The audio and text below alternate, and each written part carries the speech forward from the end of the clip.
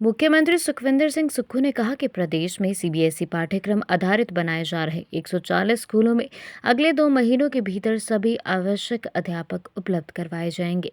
इन स्कूलों के विद्यार्थियों के लिए अलग ड्रेस कोड भी निर्धारित किया जाएगा। मुख्यमंत्री सिद्धार्थ राजकीय महाविद्यालय नादौन के 29वें वार्षिक पारितोषिक वितरण समारोह में मेधावी विद्यार्थियों को सम्मानित करने के बाद संबोधित कर रहे थे। मुख्यमंत्री ने विभिन्न क्षेत्रों में उत्कृष्ट प्रदर्शन करने वाले विद्यार्थियों को पुरस्कार वितरित करते हुए उन्हें बधाई दी और कहा कि राज्य सरकार विद्यार्थियों को भविष्य की चुनौतियों के लिए तैयार करने के उद्देश्य से शिक्षा व्यवस्था में आवश्यक सुधार कर रही है। उन्होंने बताया कि शिक्षा विभाग में जल्द ही लेक्चरर के 400 और असिस्टेंट लेक्चरर्स के भी 400 पद भरे जाएंगे, जिससे शिक्षण व्यवस्था को और मजबूत किया जाएगा। इसके अलावा साइंस कॉलेज हमीरपुर के लिए 20 करोड़ रुपए देने की घोषणा भी की गई। उन्होंने कहा कि हमीरपुर में कैंसर अस्पताल के निर्माण के लिए 300 करोड़ रुपए स्वीकृत किए गए हैं। यहां सुपर स्पेशलिटी ब्लॉक स्थापित किया जाएगा, जबकि 100 करोड़ रुपए की लागत से मदर एंड चाइल्ड अस्पताल का निर्माण किया जा रहा है।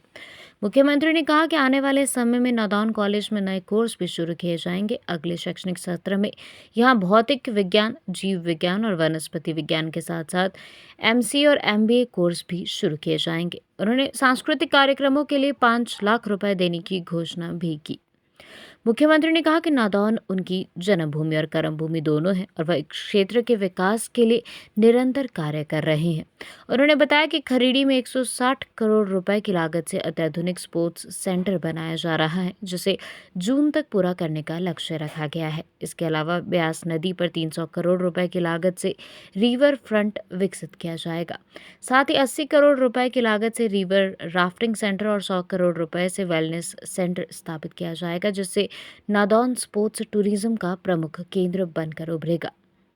मुख्यमंत्री ने कहा कि नादौन विधानसभा क्षेत्र में इसी सत्र से 9 सीबीएसई स्कूल शुरू किए जाएंगे। उन्होंने यह भी बताया कि हमीरपुर में 300 करोड़ रुपए की लागत से नया बस अड्डा बनाया जा रहा है। प्रदेश में स्वच्छ पेयजल उपलब्ध करवाने के लिए पानी की गुणवत्ता सुधार पर 1500 करोड़ रुपए खर्च किए जाएंगे। अपने छात्र जीवन और राजनीतिक सफर को याद करते हुए मुख्यमंत्री ने कहा कि वर्ष 2022 के विधानसभा चुनावों के दौरान इसी कॉलेज में मतगणना के समय उन्हें भावुक क्षणों का अनुभव हुआ था। उन्होंने कहा कि जनता के आशीर्वाद से उन्हें प्रदेश की सेवा करने का अवसर मिला है।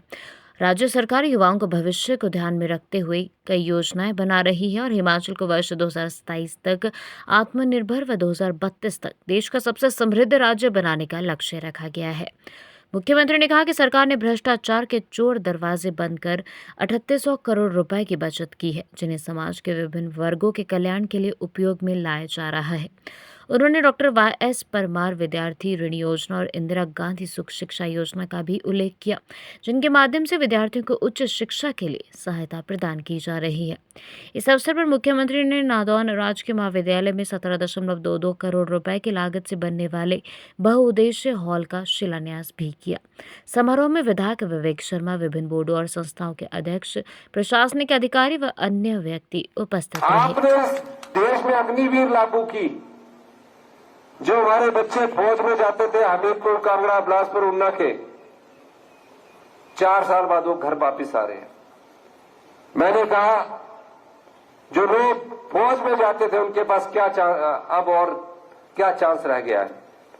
1000 पुलिस की भर्ती अभी हम कर चुके हैं और 1000 पुलिस की भर्ती अगले 6 महीने में और करने जा रहे हैं। इसी तरह सभी आजकल आप देख रहे होंगे राज्याचार्यों के पद पोस्टें निकल रही है।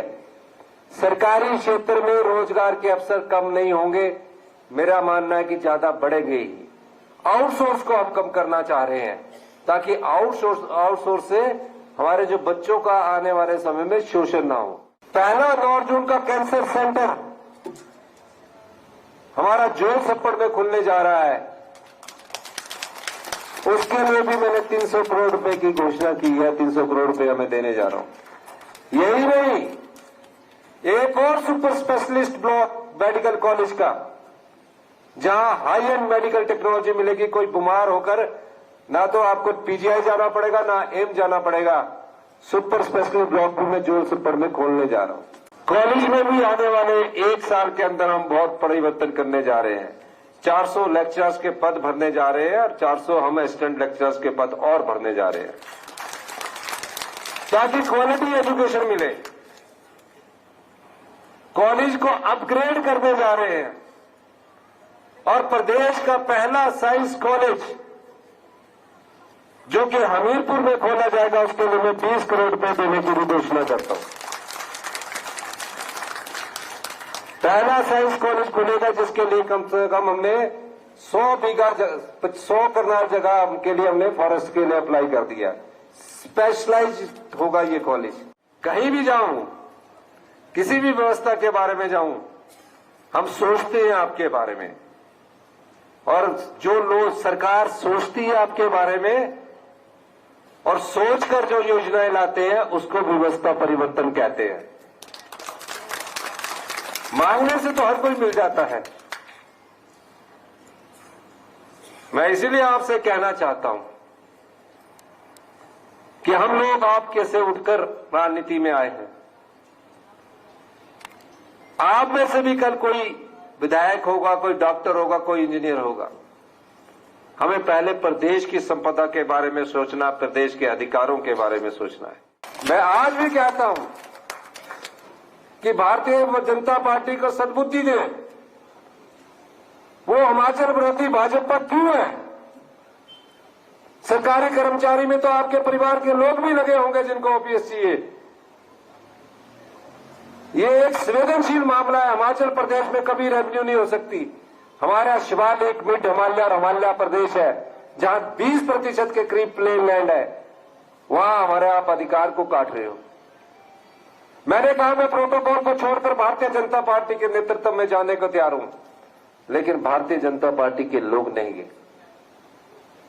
हमने फिर फैसला किया कि जो हमारी संपदा है, जो हमारा धन है, हिमाचल प्रदेश उत्तर भारत का एक ऐसा राज्य है, उत्तराखंड भी नहीं है, जम्मू कश्मीर भी नहीं है, जहां से 5 नदियां निकलती है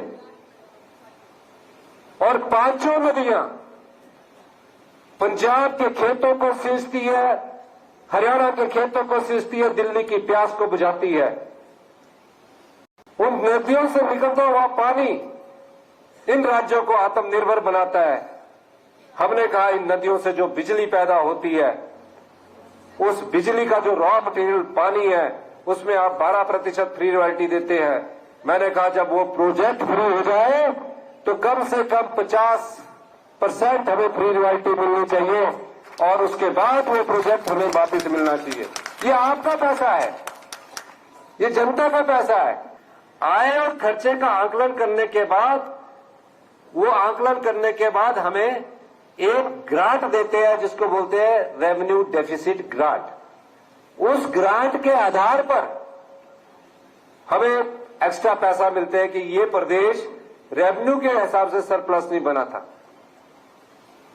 वो संवैधानिक अधिकार है आर्टिकल 275(1) का, हमारा अधिकार है, जनता का अधिकार है, सरकार का अधिकार नहीं है। उसमें से हमारे हर साल 8,000 करोड़ रुपया काट दिया। कहते हैं कि आपकी सरकार ने ओपीएस दी, आप इस ओपीएस को बदल दो, हम आपको 8,000 करोड़ रुपए देंगे। मुझसे कई बार बात हुई, मैंने कहा मैं भी कर्मचारी का बेटा हूं। मैंने ओपीएस कोई राजनीतिक लाभ के लिए नहीं दी। जितने भी सरकारी कर्मचारी यहां हैं, राजनीति में मुझे फायदा तो 2027 के विधानसभा इलेक्शनों में होना था, तो मुझे 2027 में देनी चाहिए थी।